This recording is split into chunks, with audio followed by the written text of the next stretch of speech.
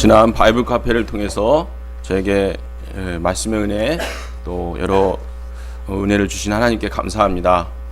저의 마음속에 뿌려진 이 은혜들이 봄날의 새싹들 같이 파릇파릇하게 자라나기를 기도합니다.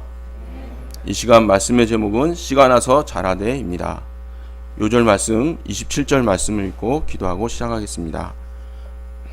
시작. 그가 밤낮 자고 깨고 하는 중에 씨가 나서 자라되 어떻게 그리 되는지를 알지 못하느니라. 감사하신 하나님 아버지, 허무와 어둠의 권세 아래 방황하던 저희들에게 예수님의 생명의 빛, 진리의 빛으로 찾아오셔서 구원하여 주셔서 감사합니다. 이 시간 또 말씀을 또 예배를 드리고자 나온 저희를 불쌍히 여기시고 마음을 또 붙들어 주셔서 주님께 또 은혜를 받을 수 있도록 도와주십시오. 부족한 죄인의 죄악과 허물을 가려주시고 말씀만 드러내 주시기를 기도합니다. 예수님의 이름으로 기도합니다. 요즘 한반도를 둘러싼 국제정세가 급박하게 돌아가고 있습니다. 관련된 뉴스가 연일 톱 뉴스가 되고 있습니다. 그런데 오늘 말씀은 이런 세상 나라 이야기가 아닌 하나님 나라에 대하여 말씀해 주고 계십니다. 하나님 나라는 겨자씨와 같이 아주 작게 시작되었지만 꾸준히 성장하여 오늘날 수많은 사람들과 나라들이 그 안에서 쉼을 얻고 은혜를 받고 있습니다. 우리가 세상 나라의 소식은 늘 접하며 잘 알고 있지만 하나님 나라에 대해서는 미처 깊이 생각하지 못할 때가 있습니다. 그런데 오늘 하나님 나라야말로 우리에게 진정한 소망이 됩니다.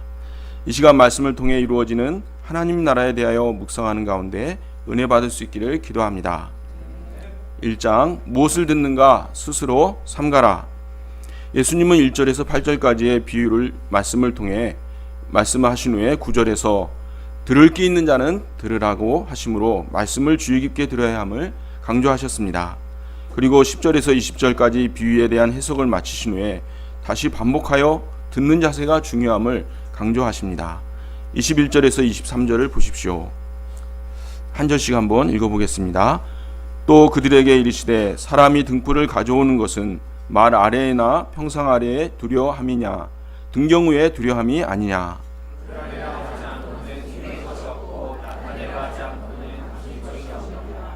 들을 귀 있는 자는 들으라. 여기서 말은 곡물을 대는 그릇을 말합니다. 그래서 다른 성경에서는 대박이라고도 번역하였습니다. 유대 가정에는 11조를 계산하는데 꼭 필요했기 때문에 반드시 집에 이것이 있었습니다. 평상은 침상을 가리킵니다. 밤에 빛이 필요하면 등불을 켜서 등경 위에 두어 방을 환하게 비치게 합니다.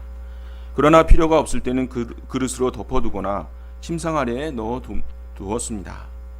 등불은 하나님의 말씀에 대한 은유적 표현입니다. 시편 119편 105절은 주의 말씀은 내 발의 등이요 내 길의 빛이니이다 라고 말씀하고 있습니다. 예수님께서 하나님의 나라의 비밀을 비유로 말씀하시고 그 뜻을 제자들과 또 함께한 자들에게만 알려주심으로 뭔가 진리를 감추시는 것이 아닌가 하는 생각이 들 수도 있습니다. 하지만 예수님의 궁극적인 목적은 하나님의 나라의 진리를 더욱 잘 드러내고자 하는 데 있습니다. 22절은 이중 부정으로 강한 긍정을 나타냅니다. 곧 감추어진 것은 반드시 드러나게 된다는 것입니다. 그러나 말씀의 빛이 누구에게나 비추어지지만 누구나 그 비밀을 깨닫는 것은 아닙니다. 들을 귀 있는 자만이 깨달을 수 있습니다. 들을 귀 있는 자는 어떤 사람입니까? 영적인 소원을 가지고 숨겨진 보석을 찾는 것처럼 하나님의 말씀을 간절히 찾는 자입니다. 잠언 2장 1절에서 5절은 이렇게 말하고 있습니다. 한 절씩 한번 읽어보겠습니다. 내 아들아, 내가 만일 나의 말을 받으며 나의 계명을 내게 간직하며 지식을 불러 구하며 명철을 얻으려고 소리를 높이며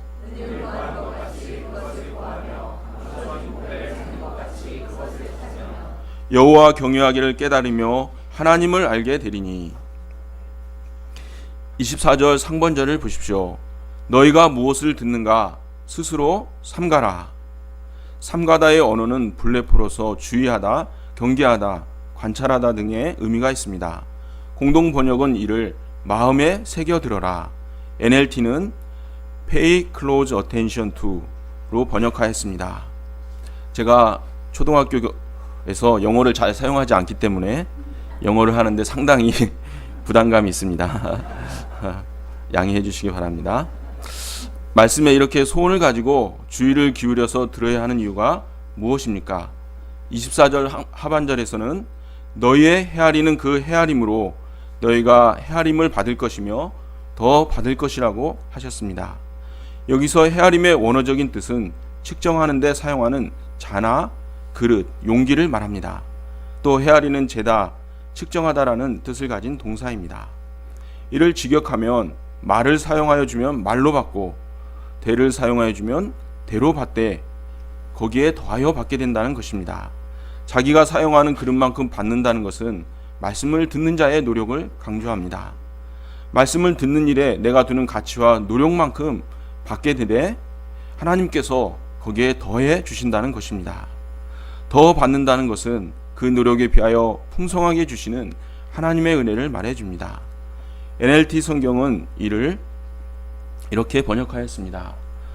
The closer you listen, the more understanding you will be given, and you will receive even more. 25절을 보십시오. 있는 자는 받을 것이요 없는 자는 그 있는 것까지도 빼앗기리라. 영적인 부익부, 빈익빈 현상이 있습니다. 영적인 소원을 가지고 말씀이 가까이 하고 또 그 깊은 뜻을 알고자 애쓰는 자들은 말씀의 비밀을 점점 더 많이 깨닫게 되고 영적으로 풍성하게 됩니다. 반면에 말씀을 들어도 말씀을 귀하게 여기지 않고 그 뜻을 깨닫고자 하지 않는 자들은 점점 영적으로 가난해집니다. 결국에는 조금 알고 있던 말씀과 믿음까지도 빼앗기게 됩니다. 똑같은 말씀을 공부해도 그 말씀을 자꾸 묵상하는 사람은 영적인 깨달음을 많이 얻고 성장하지만 묵상하지 않는 사람은 깨달음도 없고 성장하지도 못합니다. 영적으로 성장하든지 퇴보하든지 하지 그 중간은 없습니다. 퇴보하지 않기 위해서라도 우리는 적극적으로 말씀을 사랑하고 묵상해야겠습니다. 2장 자라나는 씨의 비유. 예수님은 하나님의 나라에 대하여 비유로 말씀해 주십니다. 그런데 하나님의 나라가 어디에 있으며 어떻게 들어가는 것입니까? 하나님의 나라는 통치의 개념입니다. 하나님께서 다스리시고 하나님의 뜻이 이루어지는 곳이 바로 하나님 나라입니다. 하나님의 다스림을 받을 때 그곳이 에덴이고 천국이 됩니다. 타락으로 말미암아 세상에 온갖 제약과 불행이 들어왔습니다. 이런 세상 가운데 하나님은 예수 그리스도를 통해 하나님의 나라를 새롭게 시작하셨습니다.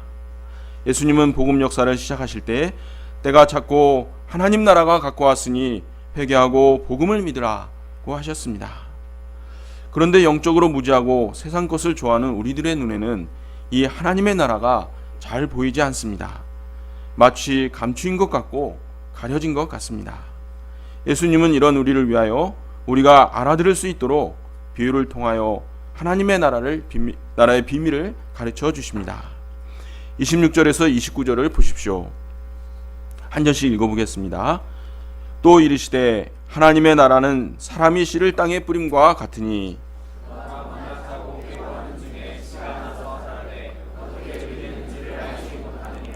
땅이 스스로 열매를 맺되 처음에는 싹이요 다음에는 이삭이요 그 다음에는 이삭의 충실한 곡식이라.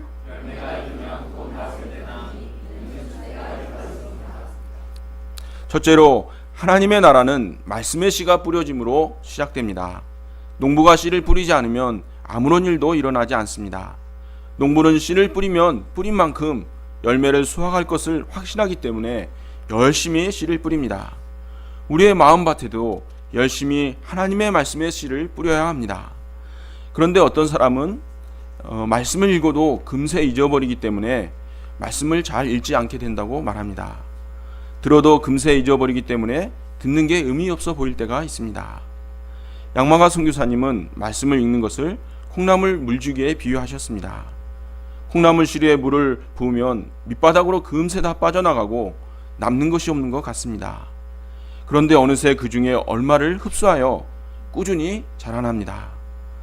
저는 콩나물과 비슷한 숙주나물을 마트에서 산 적이 있습니다. 올림픽이 열렸던 평창에서 나는 물로 키웠다는 평창수 숙주나물이라는 문구에 마음이 끌려 집어들었습니다. 그런데 그 봉투에 이 숙주나물을 자라게 하는 데에는 그 몸에 약 240배의 물이 필요하다는 그런 문구가 적혀 있었습니다. 이렇게 물이 쭉쭉 빠져나가지만 숙주나물은 그 중에 필요한 것은 흡수하여 성장하는 것입니다. 우리가 여러 말씀을 듣고 읽고 공부하는 중에 많은 말씀이 빠져나가는 것 같지만 그 중에서 어느새 내 마음에 뿌려지고 자라나는 말씀이 있습니다. 그러므로 말씀이 새어나가는 것을 걱정하지 말고 나와 양들에게 꾸준하게 말씀의 씨를 뿌려야겠습니다.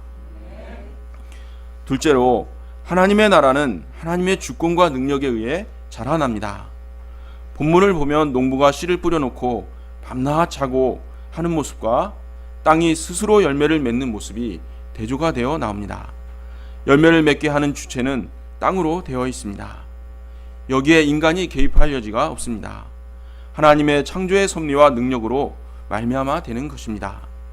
물론 농부가 물을 주고 잡초를 뽑는 등의 일은 하지만 그것 때문에 농부가 식물을 자라게 했다고는 아무도 말하지 않습니다.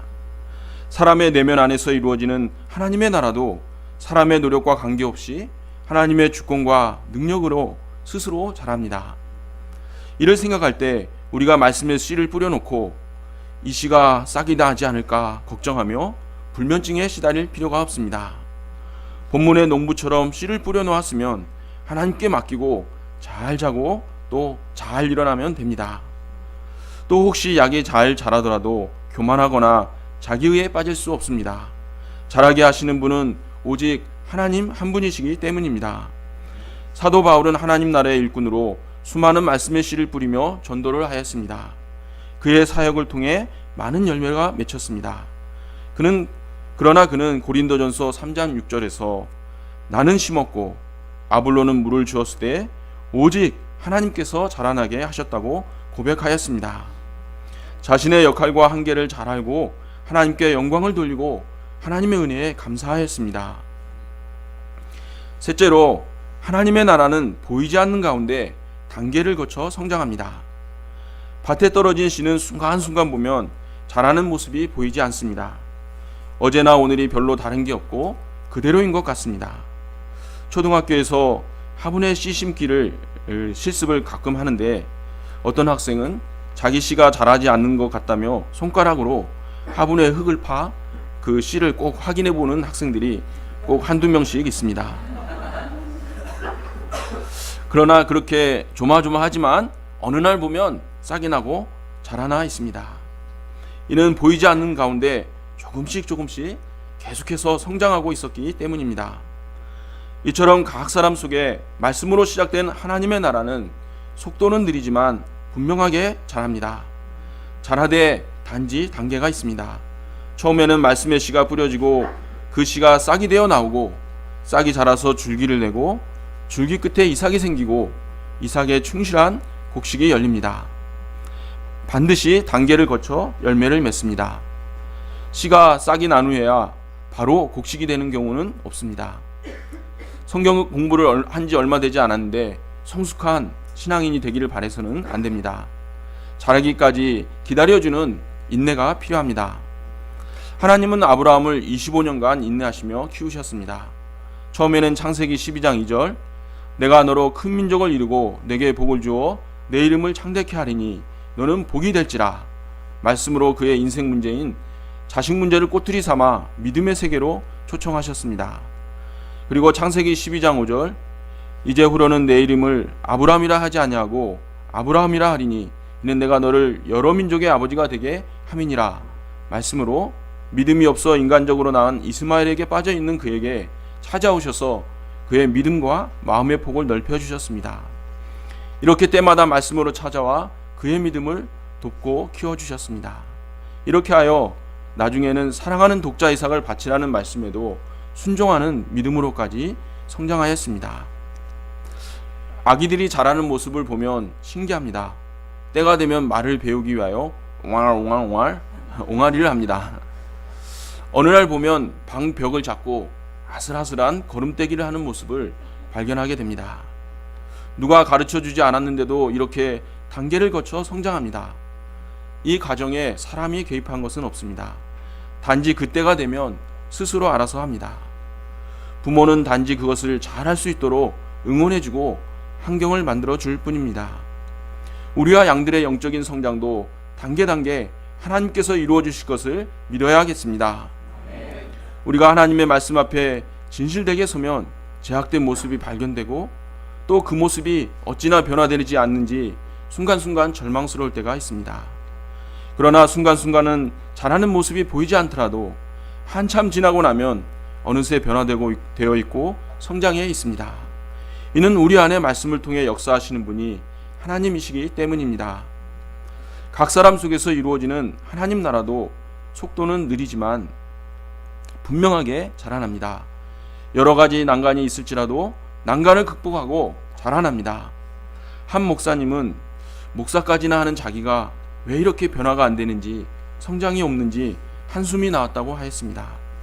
자기 같은 사람이 목사를 하니 한국교회가 욕을 먹는다고 나는 생각도 들었다고 합니다. 그런데 가만히 생각해 보니 그렇게 변하지 않을 것 같은 자신도 한참을 지나가 보면 어느새 변화되어 있고 또 한참을 지나고 나면 또 변화되어 있더라고 하셨습니다.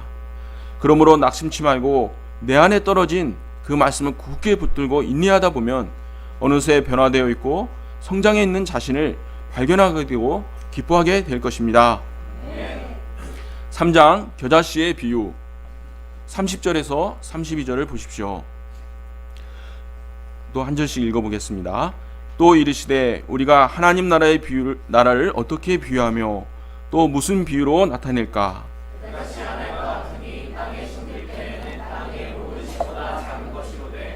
심긴 후에는 자라서 모든 풀보다 커지며 큰 가지를 내나니 공중의 새들이 그 그늘에 깃들일 만큼 되느니라. 겨자는 팔레스틴 지방의 들에서 자라는 1년생 식물입니다. 4, 6월 즈음에 노란 꽃을 피우며 다 자라면 갈릴리 주변에서는 3m 정도, 때로는 4.5m에 이르는 것도 있다고 합니다. 이렇게 자라면 그 가지에 새들이 와서 그늘 아래 날개를 젓고 쉽니다. 1년 만에 이렇게 크게 자라는 겨자씨는 역설적이게도 아주 작습니다. 볼펜 끝으로 찍은 점처럼 작습니다. 씨는 아주 작은 반면에 그 씨가 자란 후는 다른 풀보다 아주 커서 대조적입니다. 겨자씨는 사람이 일반적으로 기대하고 생각하는 것 이상의 성장을 보여줍니다. 이러한 성장을 가능하게 하는 것은 하나님께서 주신 강한 생명력 때문입니다. 하나님의 나라도 그 시작은 겨자씨와 같이 작았습니다.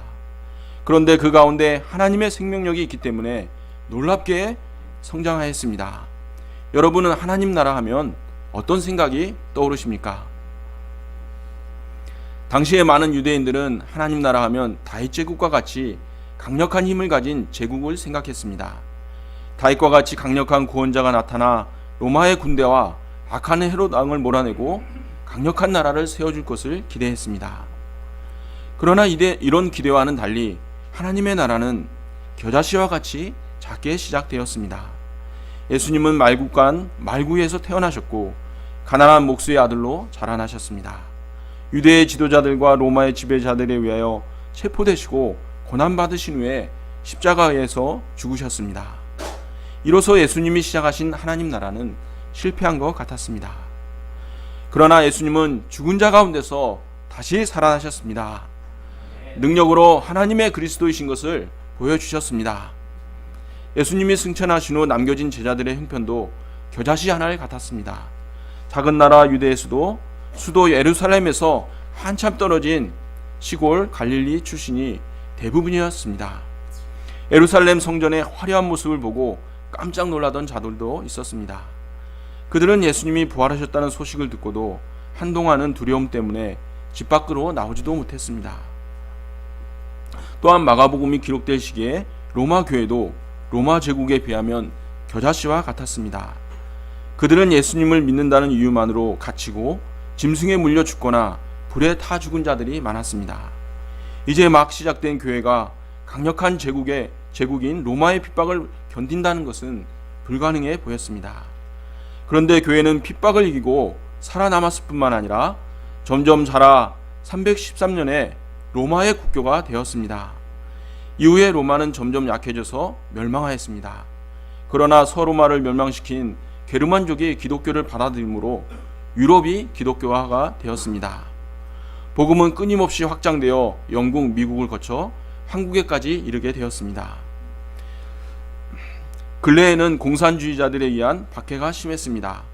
많은 사람들이 진화론과 막시즘에 매료되었고 수많은 기독교인들을 핍박하고 죽였습니다.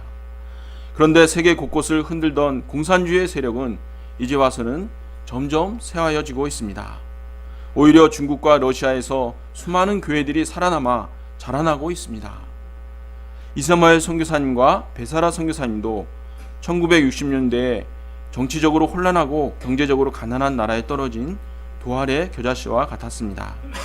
하나님은 이 두 분을 통해 시작된 우리 모임을 통해 세계 98여 개국의 캠퍼스 영혼들을 먹이고 계십니다. 요즘 우리나라의 모습은 어떠합니까? 많은 사람들이 물질과 쾌락을 추구하며 복음에 대하여 관심이 없는 것 같습니다. 오늘날 한국교회의 모습은 외적인 성장세를 멈추고 오히려 퇴보하고 있습니다. 여기저기에 믿지 않는 사람들의 비판을 받을 수밖에 없는 부족한 모습들이 드러나고 있습니다. 이런 때에 나 한 사람이 믿음으로 사는 것이 무슨 의미가 있는가 생각이 들 때가 있습니다. 시대에 맞지 않는 것이 아닌가 하는 생각이 들 때가 있습니다. 그러나 말씀을 볼 때 나 한 사람이 온전히 하나님의 말씀이 사람이 되는 것이 중요함을 배우게 됩니다. 한 사람은 작고 미약하지만 그 사람의 마음에 하나님의 말씀이 떨어져 성장하게 되면 영적으로 큰 영향력을 끼치는 사람이 될 수 있습니다. 그렇기 때문에 나 한 사람, 또 내 주변에 있는 한 사람이 결코 적은 것이 아닙니다. 중요한 것은 그 마음에 하나님의 말씀이 떨어졌는가, 또한 그 말씀이 자라고 있는가 하는 것입니다. 만일 내 안에 말씀의 씨가 자라지 못하게 하는 돌들과 가시덤분들이 있다면 그것을 하나씩 둘씩 드러내야 합니다. 요즘 과거 기득권 세력을 비판하며 세상의 변화를 외치던 사람들의 몰락을 보게 됩니다. 그들은 젊은 시절 정의감으로 부패한 기득권 세력을 비판하며 세상을 변화시키고자 했습니다. 그런데 정작 자신들이 권력을 갖게 되자 약자들을 괴롭히고 제약을 행하는데 그 권력을 사용하고 있었습니다. 이는 그들도 과거 그들이 비판하던 자들과 같이 똑같은 죄인들이기 때문입니다. 그러나 하나님의 말씀은 사람의 내면에 들어가 그 속에서 사람을 근본적으로 변화시킵니다. 하나님의 말씀을 듣고 그 안에 하나님의 나라가 있는 사람들은 그 내면에 점점 변화되어 풍성한 성령의 열매를 맺게 됩니다. 갈라디아서 5장 22절에서 23절은 이렇게 말씀하고 있습니다. 우리 한번 같이 읽어보겠습니다. 시작. 오직 성령의 열매는 사랑과 희락과 화평과 오래 참음과 자비와 영성과 충성과 온유와 절제니. 이렇게 성령의 열매가 충만한 사람을 만나면 괜히 기분이 좋고 마음의 위로를 받습니다. 이러한 사람이 하나둘 늘어나면 그 사회와 나라가 변화되게 될 것입니다. 저는 믿는 가정에서 태어났지만 개인적인 믿음이 없어 청소년 시절 저의 내면은 무척 어두웠습니다. 이때 저에게 성구 카드에 적힌 요한복음 1장 4절, 그 안에 생명이 있었으니 이 생명은 사람들의 빛이라 는 말씀이 제 마음에 다가왔습니다. 그래서 그 카드를 지갑에 꽂아두고 가끔씩 볼 때마다 작은 위안과 함께 생명과 빛을 주시는 예수님께 나아가야겠다는 소원을 갖게 되었습니다.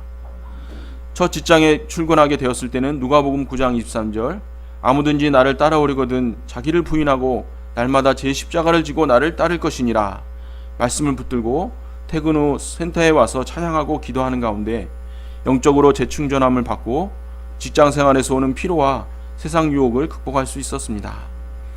신앙생활하면서 반복적으로 짓는 죄와 변화되지 않는 본성으로 고민하고 있을 때 요한복음 19장 30절, 다 이루었다 말씀은 율법과 정죄감을 이기고 주님의 용서와 은혜를 의지할 수 있도록 방향을 주셨습니다. 이외에 인생의 중요한 순간마다 말씀을 통하여 말씀의 빛을 비추어 저의 인생길을 인도해 주셨습니다. 그런데 요즘 사는 게 큰 문제가 없자 말씀을 붙들고자 하는 간절함이 많이 사라졌습니다. 말씀을 찾기보다 잔재미와 세상 욕심을 이끌려가는 가기를 잘하는 것을 보게 됩니다. 제가 제 안에 있는 하나님의 나라가 계속해서 자라 온전히 이루어질 때까지 주님의 말씀을 가까이 하고 그 말씀에 순종하는 삶을 살 수 있기를 기도합니다. 이 세상 나라는 변화무쌍하고 무엇을 줄 것 같지만 결코 우리를 실망하게 합니다. 하나님 나라가 우리의 진정한 소망이 됩니다. 우리 안에 하나님 나라가 온전히 이루어질 것을 소망하며 우리에게 주시는 하나님의 말씀을 가까이 하는, 그리고 그 말씀에 순종하는 삶을 살 수 있기를 기도합니다. 요절 말씀 읽고 마치겠습니다. 시작. 그가 밤낮 자고 깨고 하는 중에 씨가 나서 자라되 어떻게 그리 되는지를 알지 못하느니라. 감사하시는 하나님 아버지, 저에게 참된 생명과 평화와 또 하늘나라의 모든 축복을 또 주실 수 있는 이 귀한 또 하나님 나라의 말씀의 씨가 되는 말씀을 저에게 주셔서 감사합니다. 저희가 이 하나님 나라를 주시는 귀한 생명의 말씀을 귀하게 여기고 그 말씀을 사모하고 또 말씀에 순종하는 삶을 살 수 있도록 도와주시기를 기도합니다. 예수님의 이름으로 기도합니다.